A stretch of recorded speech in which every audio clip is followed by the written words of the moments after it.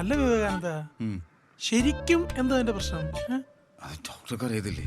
അതിന് എന്നെ ബുദ്ധിമുട്ടിപ്പിക്കേണ്ട കാര്യം എന്താ? മോനെ വിവേകാനന്ദ, ഇതിനൊക്കെ അലോപ്പതിയില് ഒരുപാട് മരുന്നുകളുണ്ട്, ടാബ്ലറ്റ് ആയിട്ടും ക്യാപ്സൂൾസ് ആയിട്ടും ഒക്കെ. അതിന് ഞാൻ ഇംഗ്ലീഷ് മരുന്ന് കഴിക്കില്ല. ശരിയാണല്ലോ. ഒരു കാര്യം ചെയ്യ്, നമുക്ക് ലേഹ്യം വേണ്ട, പകരം ഒരു ചൂർണം തരാം. നമ്മുടെ കമ്പനി പുതിയതായിട്ട് ഇൻട്രൊഡ്യൂസ് ചെയ്യുന്ന മരുന്നാ. കുറച്ച് കശർപ്പുണ്ടാവും, സാരമില്ല, തേന് ചരച്ച് കഴിച്ചാൽ മതി. അയ്യോ, എനിക്ക് അലർജിയാ.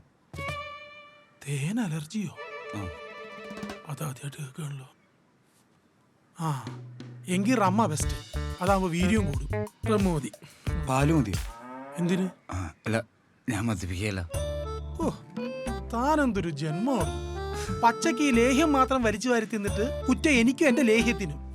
എടോ, വല്ലപ്പോഴും ഒക്കെ മദ്യം കഴിക്കണം, അതൊരു ഉത്തേജകമാണോ? 37 വയസ്സായിട്ട് ഇതൊന്നും അറിയാത്ത കിഴങ്ങൻ. എടോ, പെണ്ണുങ്ങൾക്ക് അത് ഇഷ്ടമാണോ? ഏയ്, ഭാര്യ അടുത്തൊന്നും ചെലവാകല.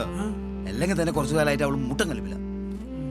ഡയാനയ്ക്ക് കുഴപ്പം കാണത്തില്ല, അവളെ ഇടയ്ക്കിടയ്ക്ക് ബീറൊക്കെ കഴിക്കും. അതാരാ ഡയാന? ഞാൻ ഡോക്ടറോട് പറഞ്ഞിട്ടില്ലേ, ഇവിടുത്തെ സെറ്റപ്പ് അല്ല. താൻ ചെല്ലേ. അപ്പൊ റമ്മയെ മിക്സ് ചെയ്ത് കഴിച്ചു നോക്കാല്ലേ? പിന്നെ ധൈര്യമായിട്ട് ആദ്യം ഒരു പെഗ്ഗിൽ തുടങ്ങി. കോളേജ് പഠിക്കുന്ന കാലത്ത് ഞാൻ ടേസ്റ്റ് ചെയ്ത് നോക്കിയിട്ടുണ്ട്. നമ്മുടെ കള്ള. അയ്യോ വിവേകാനന്ദ, 500 പോരാ, ഉപദേശമില്ലേ? പോയിട്ട് ശരി.